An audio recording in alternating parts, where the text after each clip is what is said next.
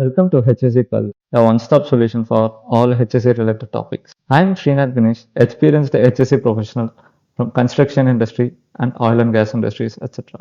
As part of NEBOSH GIC course series, we are currently under Unit GIC1, Management of Health and Safety, and Element 3, Managing Risk, Understanding People and Processes. Under Element 3, we totally having 8 elements. Under that 8 elements, we have already completed 3.1 and 3.2. In this video, we are going to see only about element 3.3, how human factors influence behavior positively or negatively. Also, as we are going to cover the complete NEBOSH GIC1 series in the upcoming videos. Kindly subscribe to HSC Pulse so that only further uploaded videos will come as a notification to your YouTube. Let's go into the video and discuss the topic in a detailed manner. Under element 3.3, how human factors influence behavior positively or negatively, we are going to see the topic organization, job and individual factors. These are the contents we are going to see it. There are three significant factors which influence an individual worker's safety related behavior. First, organizational factors. These are the characteristics of the organization that they are working for. Second one, job related factors. These are the characteristics of the job or task that they are performing. Then individual factors. These are characteristics of the individual factors which they are holding. Organization factors. These are the characteristics of the organization that influence the workers' behavior. First, health and safety culture of the organization. In this, there are two types available, as we have seen it in the previous videos. Positive health and safety culture and negative health and safety culture. Based on what type of safety culture they are existing in the company, it influences the workers' behavior in that manner. If the safety culture is positive, then it will drive the human in a positive way. If the health and safety culture is in a negative way, then it will lead to a unsafe behavior of the person. Commitment and leadership from management. This can be anything from the management side, showing that they have a commitment to health and safety, either development of a health and safety policy and ensuring that taking part in safety meetings and conducting audits, whatever the actions from the management side, it should be visible to all of the persons in the company. Resources, which includes the provision of adequate time, money, equipment and personnel to manage and carry out the work safely. Work patterns. This includes shift systems, working at night or working beyond the extended hours, which can adversely affect the health and cause fatigue. That in turn can lead to poor performance and increased risks associated with critical safety work. Communication. How effective the organization is at using various communication methods to convey health and safety messages and information to the workforce, such as usage of notice boards and usage of any WhatsApp group communications related to health and safety matters, etc. If the communication is good, then it will lead to safe behavior of the person, or else it will go in another way. Levels of supervision. The presence or absence of and the competence of supervision and the way that poor safety related behavior is dealt with.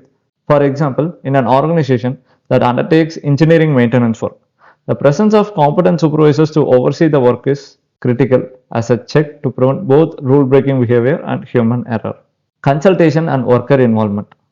The extent to which workers are engaged and involved in the management of health and safety issues and in the decision making process will lead to a behavior of the person accordingly. Training. How good the organization is at identifying health and safety training needs and opportunities, and how well it then meets those needs to create well-informed, competent staff. Job factors. These are the various characteristics of the worker's specific job or task that influence their safety related behavior. First one is the task. This is the characteristics of the work itself, in particular ergonomic requirements. For example, if a worker needs to bend or stand over when carrying out a task, then the task needs to be adapted to best suit the worker concerned. In the absence of ergonomic design, workers will find the most comfortable way of working, and this may not be the safest way. Workload. The amount of work, rate of work, deadlines and variety of work that individuals have to cope with, and the degree to which These are under the direct control of the worker or imposed externally. If the rate of workload is very high, then it will lead to a unsafe behavior of the person. If the rate of workload is reasonable and low, then it will lead to positive behavior of a person. Then environmental conditions, which includes the workplace conditions such as space, lighting, noise, temperature, and humidity, and the way that the parameters are controlled so as to minimize their impact on worker performance. For example, workers in a steel foundry may have to undertake physical labor in a high temperature environment. So that there is the potential for dehydration, heat stress, and heat stroke. So if the working condition is good, then it will lead to positive behavior, safe behavior of the person, or else it will lead to another way. Displays and controls. The way that poorly designed displays and controls can contribute to the likelihood of human error. Whatever the displays and controls available in the equipment, whatever they are operating, that should have proper signages. If the controls are not known, means it will lead to accident also, and it will lead to unsafe behavior of the person. Suppose if the equipment is turned in the opposite direction, even in some high risk profile industries such as oil and gas industry, it will lead to catastrophic accidents. Procedures. It is related to existence and quality of working procedures. If there is a lack of written procedures, or if they are poorly written, or it is out of date, workers may not comply. To be effective, procedures should be accurate, concise, and with the familiar languages which they can be exposed to it. Individual factor. First factor, people bring to their job their own personal mix of skills, knowledge, experience, attitudes, habits, and personality. These individual characteristics influence their behavior in many ways. Let's see one by one. First, competence.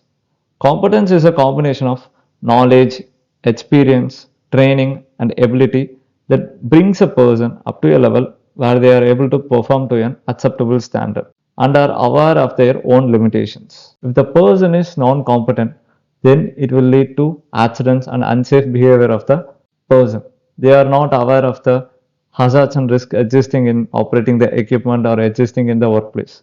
If the person is competent, means he will be having adequate experience, training, knowledge, and ability to carry out the work safely. And he is also aware of the hazards and risks existing in operating the equipment as well as in the workplace. So, it will lead to positive behavior of the person. Next, skills.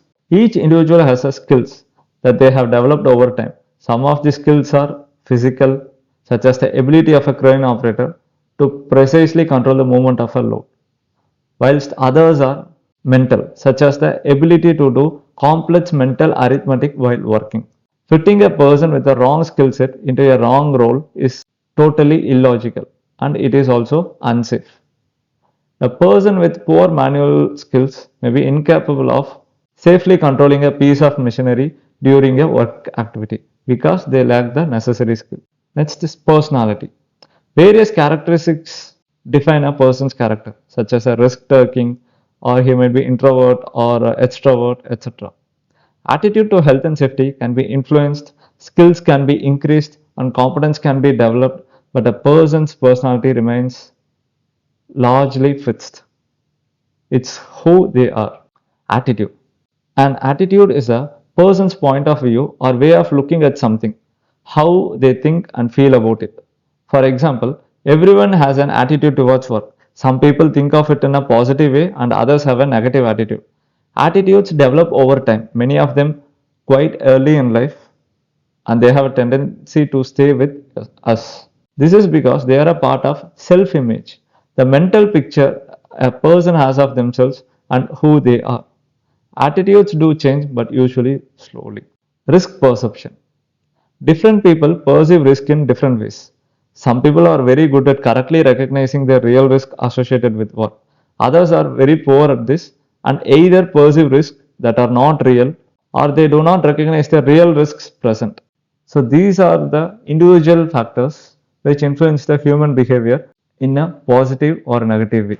If all is aligned in a good way, then it will drive it in a positive manner of the behavior of the person, or else in the opposite side. Hope you all had a good overview on the topics discussed in this video. Also, in the upcoming videos, we are going to cover the complete NEBOSH GIC course. Kindly subscribe to HSC Pulse so that only further uploaded videos will come as a notification to your mobile. Thanks for watching.